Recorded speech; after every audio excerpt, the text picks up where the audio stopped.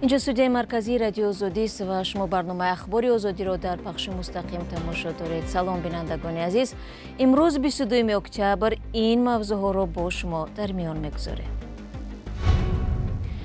همسایه‌ها در محله борбади شهر کولاب مانع با راه زور و یا ابله به خدمت حربی بردن یک جوان شدند.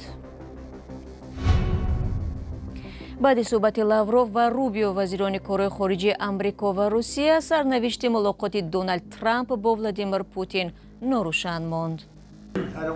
نه من نمیخواهم بیهوده ملاقات کنم، نمیخواهم وقت تلف شود. میبینیم که چه اتفاق در پیش است.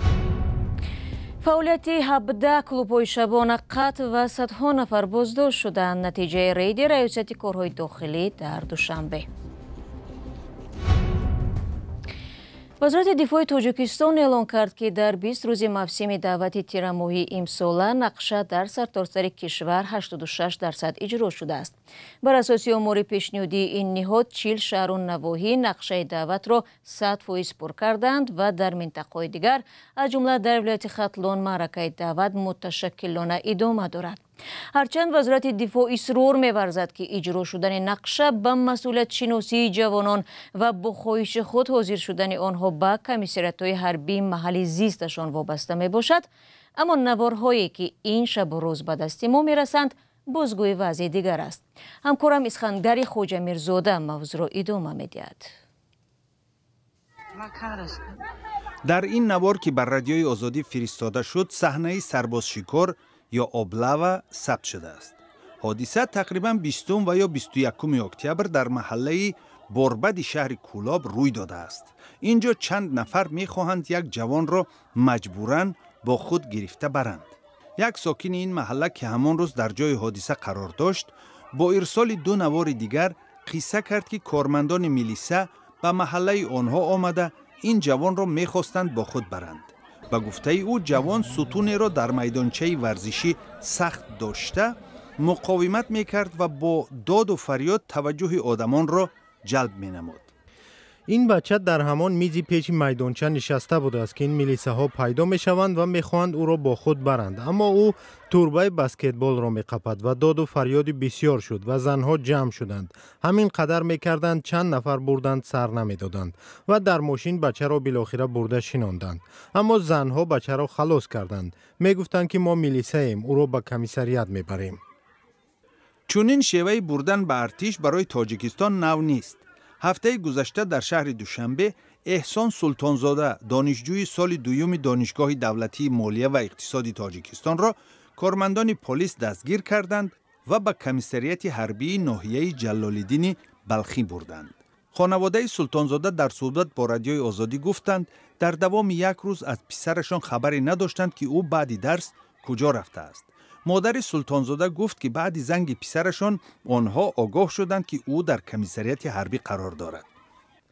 همه حجت ها را پیشنهاد کردیم که او دانشجو است و حتی به پروکورور گارنیزون حربی باختر و سرپروکوراتورای حربی تاجیکستان پدرش شکایت نوشت، ولی با وجود همین حال او در خدمت قرار دارد. روی راست قانون شکنی کردند و علم‌آورش همین است که ابله میکنند و تو فرزند میکوبی. شکایت ها از سرباز شکار به ناحیه های دیگری ولایت ختلان نیز ربط دارند.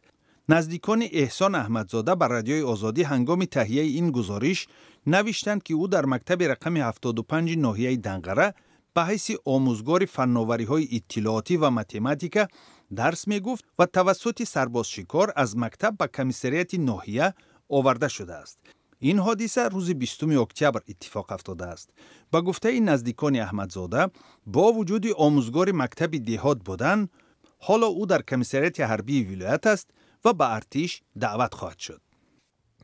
همین اعلان کردند که دنقره نقشه دعوت را در روز اول 100% اجرا کرده است، اما احسان احمدزاده را به مکتب دعوت میکنند و او را به کمیسریت میآورند. این روزی 20 اکتبر رخ داد و از دنقره به ولایت میبرند و حالا در ولایت هست. دیگر نمیدانیم که مقام آموزگار چی میشود. در تاجیکستان سال 2 بار بهار و تیر ماه جوانان را به خدمت حربی دعوت می کنند. سال نیست که از گوشه های تاجیکستان شکایت ها از سرباز شکار رسانه‌ای نشوند. از رویدادهای اخیر در حال خبر می رسد که ولایت ختلان هنوز از اجرا شدن نقشه دعوت خبر نداده است. یک منبع از کمیسریت حربی ولایت ختلان در صحبت با رادیوی آزادی سبب در روز اول اجرا نشدن نقشه دعوت را در زیاد شدن حجم این نقشه عنوان داد.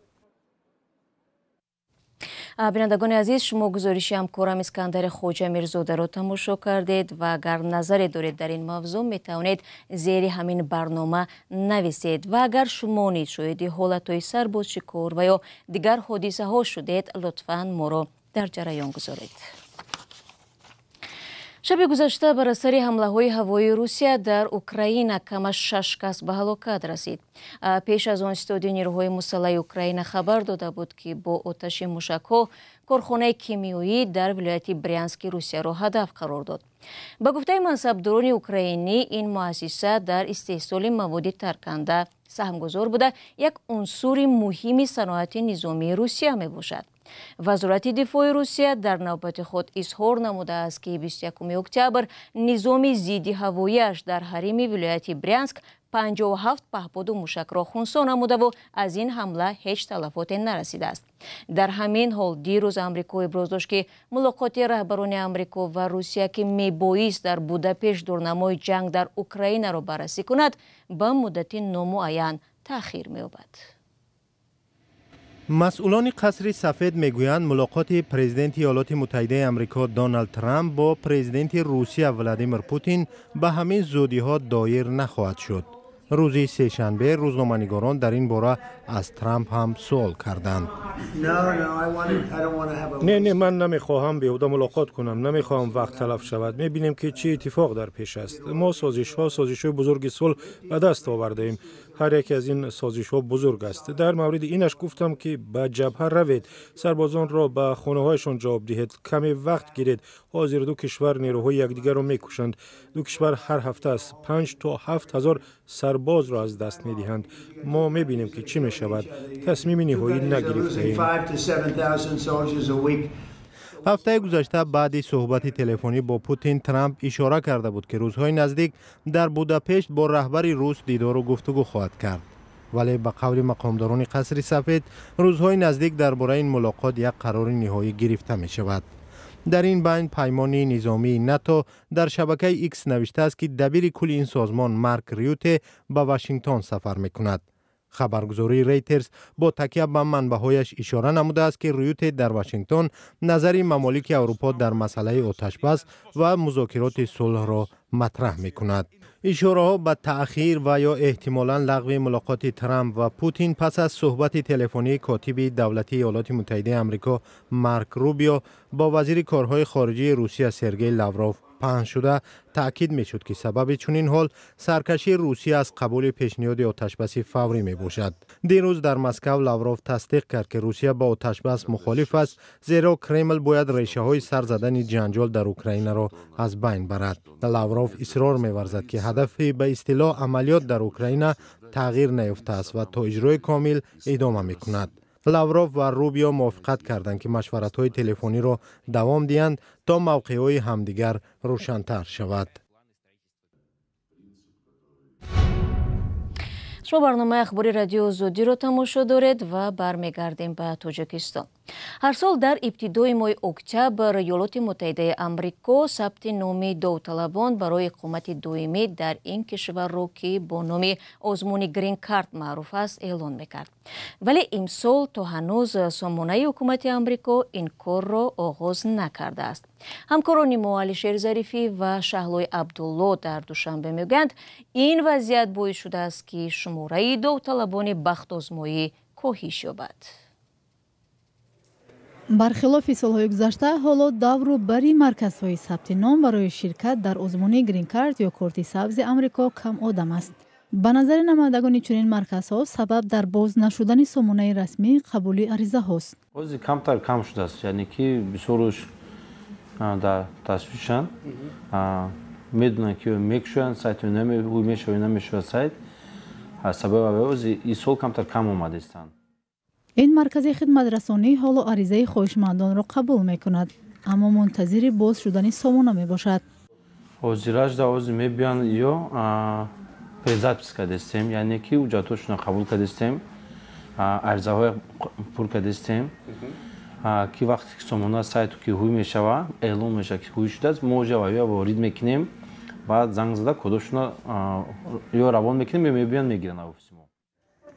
сокинон ҳам мехоҳанд донанд ки чаро имсол вазъ чунин аст. ҳам инстаграм да менависанд ҳам аксарият бисёр медуранд мепурсанд ки сайт кушудааст юнак шудааст сабаб чӣ барои чӣ намекушанд ки усол мо и вақта уже меомадем пур мекардем грин карта дар ташвишанд мо ҷавоб медиҳем гап мезанем ки камтар интизор шавен. ҳоло маълум нест чаро сабти ном тариқи сомонаи расмӣ шурӯъ нашудааст ва сафорати амрико дар душанбе низ дар ин бора чизе нагуфтааст.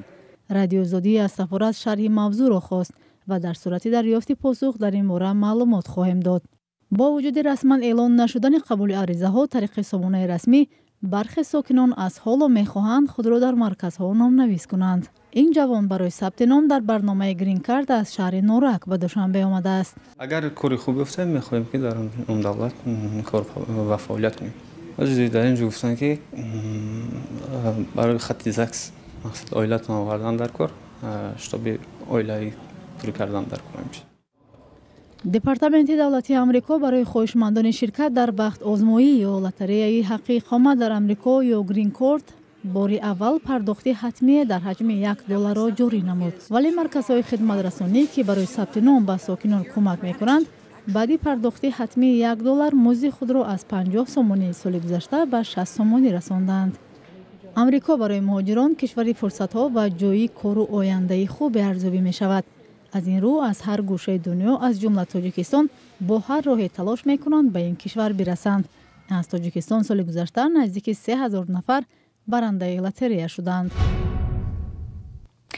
полисияи душанбе мегӯяд фаъолияти 17 клуби шабонаро қатъ карда беш аз 300 нафарро барои ташхис ва суҳбат ба шуъбаҳои умури дохилӣ бурданд.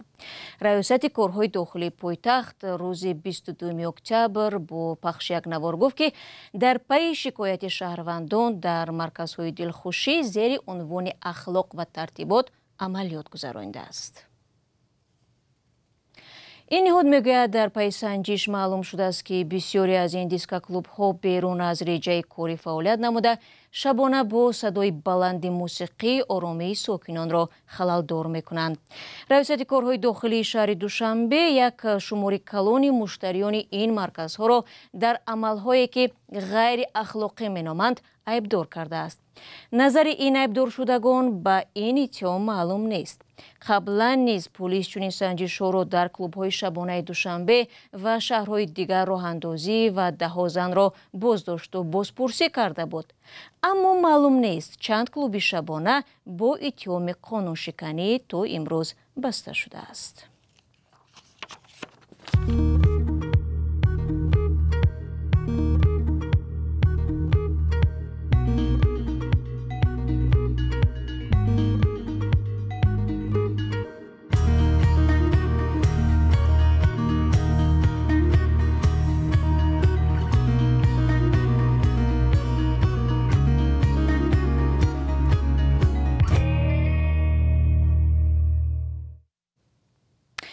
вазирони мудофиаи 5 кишвари Осиёи марказӣ дар шаҳри Самарқанди Ӯзбекистон муборизаи муштарак алайҳи терроризми байналмилалиро баррасӣ карданд. расонаҳои давлати Ӯзбекистон ва Тоҷикистон навиштанд ки мулоқоти рӯзи 20 октябр нахустин нишасти 5 вазир дар масоили таъмини амният будааст. сомонаи вазорати мудофиаи Тоҷикистон навиштааст ки Эмомалӣ Собирзода вазири дифои Тоҷикистон бо чорҳамтои худ аз Ӯзбекистон, Қазоқистон, Туркманистон ва Қирғизистон масъалаҳои таъмини амният дар минтақа, тавсияи ҳамкориҳои низомӣ ва низоми техникӣ байни кишварҳо, инчунин бардоштани сатҳи ҳамоҳангсозии муборизаи муштарак алайҳи терроризми байналмилалиро матраҳ намуданд. бинандагони азиз, барномаи имрӯзро дар ҳамин сониyaҳо ба поён мебарем. сипос барои бо мо будан. хабарҳои гузоришҳои аз ин бештарро чун ҳамеша метавонед дар сомонаи мо пайдо кунед. худро эҳтиёт кунед ва худо нигаҳбон.